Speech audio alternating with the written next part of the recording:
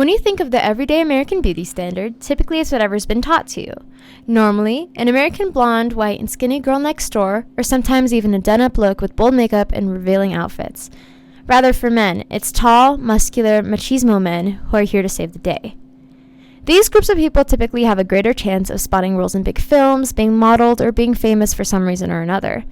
This is the system of fame and respect, all really built off of attractiveness, charisma, and opportunity. But is that really realistic for the everyday person?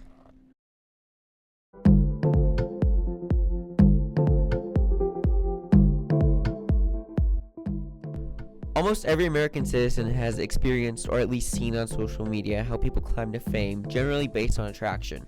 Influencers, models, movie stars, the it girls like Kylie Jenner, or him like Christian Bale.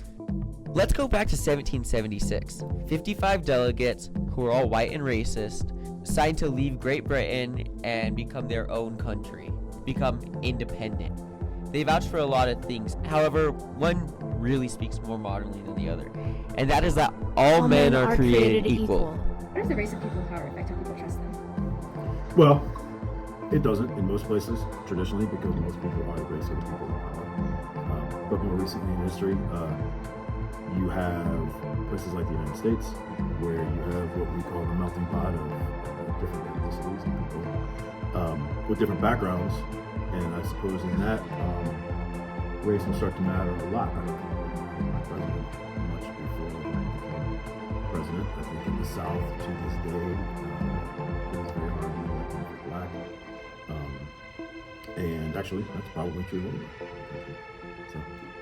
How does a person's political party impact how they see politicians? I think that is that harkens back to the last question. I think people who are more conservative tend to want to see people who look like themselves more than people who are less conservative or less known. If you look at places where minorities get elected, and places that are predominantly.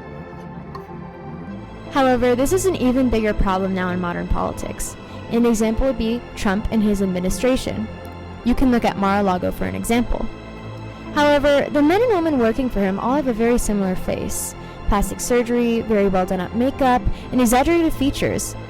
Another stereotype Trump's Republican Party is enforcing is that men still rule over women. Women are dumb, except for the ones working for him. Their stereotype enforces how people in politics have to have a certain look to be worthy of political power. They have to look good to be considered good by certain people. Back to the beauty bias, unattractive individuals receive less favorable treatment in a variety of settings, including higher sentences and lower damage awards in simulated legal proceedings.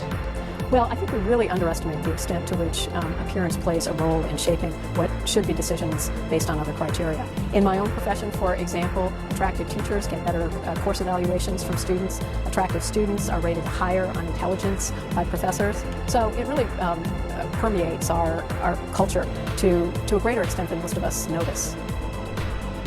A similar stereotype was put on to Barack Obama and his wife, Michelle. They were both judged specifically for skin color. However, they had different issues. Obama was assumed to not be good enough to be a president. The question becomes, have we achieved the dream? And the reality is absolutely not. We have made progress and strides, but we still have a long way to go because Dad wanted to eradicate what he called the triple evil: poverty, racism, and crime. And when we look at each one of those areas, what I know is we have the ability to address it. We just are not. But when ability and will become one. And Michelle was scared to be her natural self. An example being showing off her natural hair.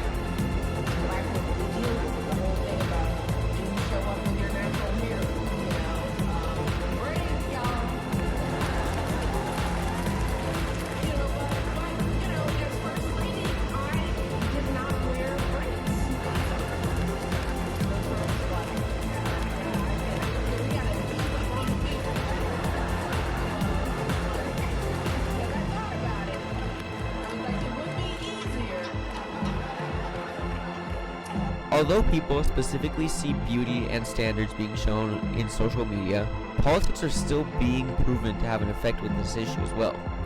Together we can make a difference. Rallies, protests, online, and in person. Encouraging more people to fit into the beauty standard and to stick to the original idea that was brought up many decades ago. All men are created equal. Let's make that our reality.